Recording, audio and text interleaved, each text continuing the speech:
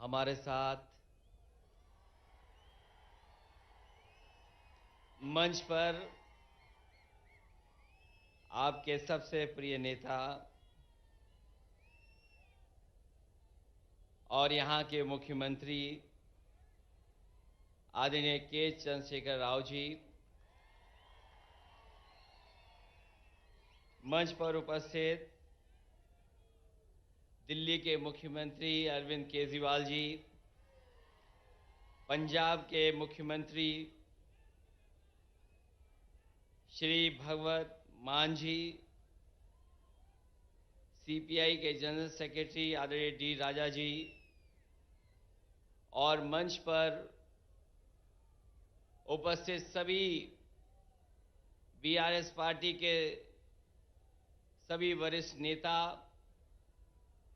यहां पर इस सभा में उपस्थित बीआरएस पार्टी के संगठन के सभी पदाधिकारी, मिनिस्टर्स, सांसद, विधायक,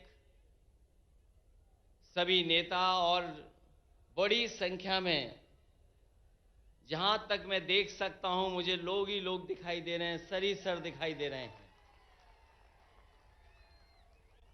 मैं अगर बाईं तरफ देखता हूं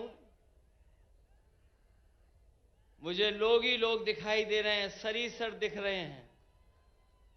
दाईं तरफ देखता हूं तो सर दिखाई दे रहे हैं।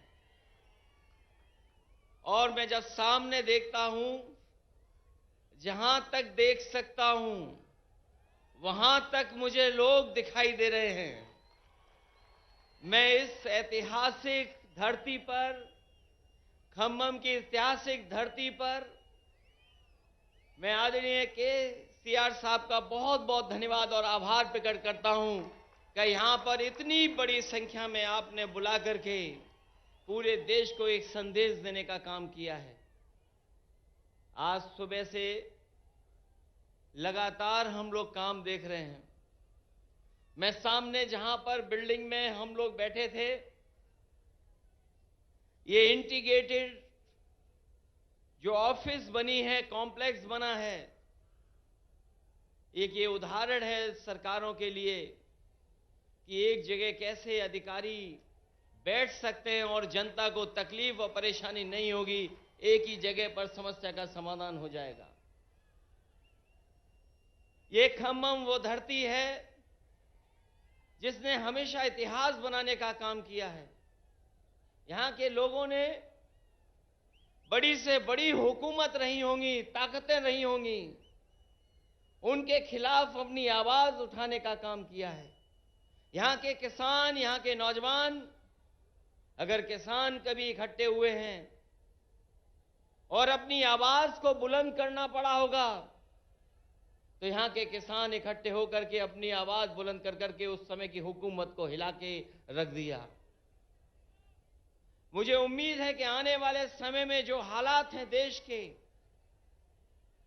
जिन परिस्थितियों से हम लोग गुजर रहे हैं, जहां भारत सरकार और खासकर भारतीय जनता पार्टी, जिसकी सरकार दिल्ली में है, एक एक सरकारें जो चुनी हुई उनको परेशान कर रही है। चाहे वो आपकी सरकार हो और चाहे आपके बीआरएस की पार्टी की सरकार हो, जो सहयोग और जो मदद और जो लोकतंत्र में सम्मान मिलना चाहिए वो सरकार सम्मान नहीं दे पा रही। समय समय पर रुकावट कैसे पैदा हो, नेताओं को कैसे परेशान किया जाए, उनके खिलाफ क्या साजिश की जाए, उनके विपक्ष के लोग जो उनके सामने खड़े होकर के सवाल पूछते हैं, उनको किस षड्यंत्र से उनको दबाया जाए, उनकी छवि कैसे खराब की जाए, ये भारतीय जनता पार्टी की सोची समझी थी रणनीति के तहत काम कर रहे हैं। जो संस्थाएं हमें न्याय देना चाहती हैं, जहां से हम न्याय के लिए पुकार सकते हैं, उन संस्थाओं को भी दबाव बनाने का काम अगर कोई कर रहा है तो भारतीय जनता पार्टी कर रही है। अभी कल ही भारतीय जनता पार्टी की मीटिंग खत्म हुई है और उन्होंने कहा कि 400 दिन बाकी हैं हमें तो लगता था कि ये सरकार तो वो है जो दावा करती थी कि हटेगी नहीं। अब तो वो स्वयं स्वीकार कर रही है कि अब 400 दिन हैं। जो सरकार अपने दिन गिनने लगे,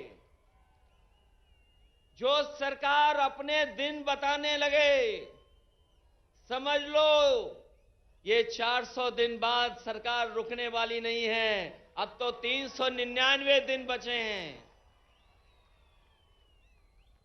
और जैसा कि भारतीय जनता पार्टी का समय समय पर जो बुनियादी मुद्दे हैं कि महंगाई कैसे कम हो, बेरोजगारी कैसे कम हो, हमारे लोग जो भारत छोड़ करके चले जा रहे हैं, कुछ लोग तो अपनी खुशहाली के लिए जा रहे हैं, लेकिन बड़ी संख्या में लाखों लोग ऐसे हैं जो धन दौलत उनके पास है, वो इस देश में रहना नहीं चाहते क्योंकि ये सरकार उनको रहना नहीं देना चाहती। इनके पास बुनियादी ठोस मुद्दे जो किसान की जरूरत के वो नहीं पूरे कर रहे हैं। आपको सबको याद होगा, यही बीजेपी के लोगों ने कहा कि हम किसानों की आय 2022 तक दोगुनी कर देंगे, किसान की आमदनी दुगनी हो जाएगी। हालांकि 2023 शुरू हो गया है, लेकिन मुझे तो ये लगता है किसान की तकलीफ और परेशानी को देख करके इन भारतीय जनता पार्टी के लोगों का 2022 अभी खत्म नहीं होगा, इनका 22 खत्म नहीं होगा, 23 आ गया, 24 आ जाएगा। लेकिन भारतीय जनता पार्टी ने जो वादा किया था कि 22 तक हम किसानों की आय दोगुनी कर देंगे, वो अभी दोगुनी नहीं हुई है। हमारा किसान तकलीफ और परेशानी में है, उसको वादा तो कर रहे हैं, लेकिन जो बुनियादी उसे मदद मिलनी चाहिए वो मदद नहीं मिल पा रही है। ये हमारा जो नौजवान दिखाई दे रहा है, ये नौकरी और रोजगार की तलाश में अपना भविष्य चौपट कर रहा है। ये सरकार कोई ठोस कदम नहीं उठा पा रही। आपका प्रदेश में तो सरकार है जहां मुख्यमंत्री काम कर रहे हैं, लेकिन हम तो अपने प्रदेश में देखते हैं जहां पर बड़े पैमाने पर बेरोजगारी है। जैसे ही चुनाव आ गया है, इन्होंने तय कर लिया है कि जगह जगह इन्वेस्टमेंट मीट करेंगे और इन्वेस्टमेंट मीट के बहाने लोगों को धोखा देंगे। ये प्रचार के माध्यम से धोखा देना चाहते हैं।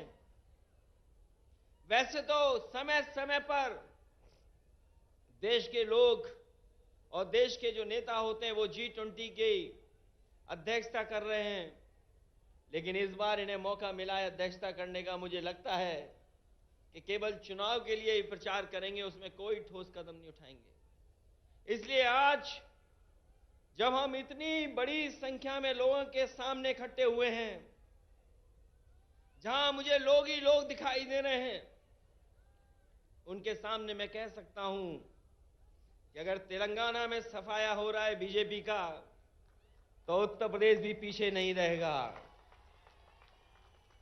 आप अपने प्रदेश से हटाइए, यूपी से हम लोग मिलकर के उनको हटाने का काम करेंगे। हम यूपी वाले यही जानते हैं कि जिन्हें प्रधानमंत्री बनना है वो उत्तर प्रदेश जरूर आते हैं। इसीलिए आपने देखा होगा गुजरात से उत्तर प्रदेश आए। अगर गुजरात से प्रधानमंत्री बन सकते होते तो शायद गुजरात वो नहीं छोड़ते, लेकिन उत्तर प्रदेश के साथ जो धोखा हुआ है उसकी आप कल्पना नहीं कर सकते हैं। मां गंगा हमारी पूजा का, हमारी आस्था का, हमारी संस्कृति की स्थान है। एक पानी का जहाज चला करके, विलासिता का जहाज चला करके न जाने क्या सपने दिखा रही है सरकार। और जिस मां गंगा को साफ हो जाना चाहिए था, मां गंगा वैसी की वैसी है, नदी साफ नहीं है, नदी को साफ नहीं कर पाए। मुझे खुशी है इस बात की कि जब मैं मुख्यमंत्री था उस समय आपके मुख्यमंत्री जी ने एक फैसला लिया था कि यहां पर किसानों के खेत तक और घरों में पानी पीने का कैसे इंतजाम किया जाए। वो जो इंटीग्रेटेड इरिगेशन सिस्टम का आपने शुरुआत की, मैं आपको बधाई देता हूं और जनता को भी बधाई देता हूं, उनका धन्यवाद देता हूं कि आपके प्रदेश से शुरू हुई योजना, जहां पर खेत को पानी, घर में पानी का इंतजाम किया, वही तो भारत सरकार नकल कर रही है। जो आज भारत सरकार नकल कर रही है वो कहीं ना कहीं आपकी देन है। जिस सरकार ने एक उदाहरण पेश किया हो, और न केवल इरिगेशन में और भी क्षेत्रों में, मैं ऐसे सरकार के लोगों को बधाई देता हूं, और खासकर मुख्यमंत्री जी को बधाई देता हूं। जहां इतना विकास हो रहा हो, वहीं भारतीय जनता पार्टी के लोग देश को पीछे ले जाना चाहते हैं। उनके मुद्दे, उनके फैसले हमें और आपको पीछे ले जा रहे हैं। इसलिए आज जरूरत है प्रोग्रेसिव नेताओं की, प्रोग्रेसिव सरकारों की। और मुझे उम्मीद है कि जिस तरीके से भारतीय जनता पार्टी ने देश को पीछे कर दिया है हर चीज में, हम सब मिलकर के जो मंच पर बैठे हैं और प्रदेशों में भी हैं, जो साथ मिलकर के काम करेंगे तो देश को एक नई सरकार भी और नए तरह का एक प्रोग्रेसिव एजेंडा देकर के देश को आगे ले जाने का काम करेंगे। मैं एक बार फिर बधाई देता हूं कि आपने जितना प्रचार करना चाहिए था, आपने भगवान विष्णु, उनके अवतार भगवान नरसिम्हा जी का जो मंदिर का निर्माण कराया, मैं आपको बधाई देता हूं। आपने काम ज्यादा किया, प्रचार कम किया। लेकिन कुछ लोग तो ऐसे हैं जो काम कम, प्रचार ज्यादा करते हैं।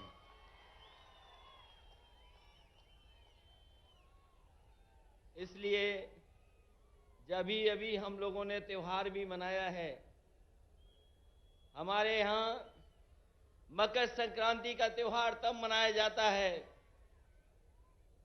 जब सूर्य उत्तरायण हो जाता है। अगर हम मकर संक्रांति मनाते हैं तो देश में अलग अलग जगह अलग अलग त्योहार मनाते हैं। अगर सूर्य उत्तरायण हुआ है तो राजनीति दक्षिणायन चली गई है, और उत्तरायण से अगर कोई चीज शुरू हुई है और अगर दक्षिणायन राजनीति शुरू कर रहा है तो मुझे उम्मीद है कि आने वाले समय में बदलाव देश में आएगा और देश में एक नई सरकार होगी। ये भारतीय जनता पार्टी के लोग नहीं रहेंगे, क्योंकि इनके पास भ्रम और जाल फैलाने के अलावा कोई रास्ता नहीं है। ये समय समय पर भ्रम फैलाते हैं, समय समय पर जाल फेंकते हैं। ये भारतीय जनता पार्टी भ्रम जाल पार्टी है, इससे सावधान रहना। हम लोग तो सावधान कर ही रहे हैं, लेकिन आप लोग भी सावधान करना, जिससे देश में एक नया परिवर्तन आए। मैं इन्हीं शब्दों के साथ आप सबका बहुत बहुत स्वागत करता हूं, बधाई देता हूं। इस ऐतिहासिक धरती पर जो ऐतिहासिक जनसभा हुई है उसके लिए बहुत बहुत बधाई। और यहां पर जितने भी दूसरे दलों के नेता हैं, मैं उन सब का स्वागत करता हूं। और एक बार फिर आपके मुख्यमंत्री केसीआर राव साहब का बहुत बहुत स्वागत और बहुत बहुत धन्यवाद और बहुत बहुत बधाई। हम सबको यहां पर इकट्ठा करने के लिए और लाने के लिए बहुत बहुत धन्यवाद आपका।